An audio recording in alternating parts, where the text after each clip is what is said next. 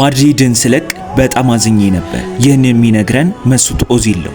መስዑድ ኦዚል እንዲህ ሲል ይደመጣል። ማድሪድን ስለቅ በጣም አዝኜ ነበር። አውሮፕላኑ መነሳት በጀመረ ጊዜ ከዓይኔ እንባ እንደወረደ አስታውሳለሁ። ያኔ ነው ነገሩ እንዳለቀም የተረዳሁት።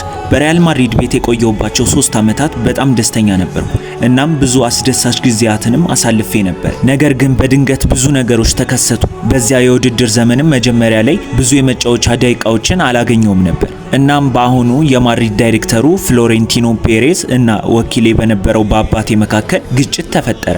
አዲስ ክለብ መፈለግ ነበረብን። ነገር ግን ያ ነገር ለኔ በጣም ከባድ ነበር። በወቅቱ ሁኔታው በተለየ መንገድ መያዝ ብንችል ደስ ይለኝ ነበር ሲል ይደመጣል መስዑድ ኦዚል።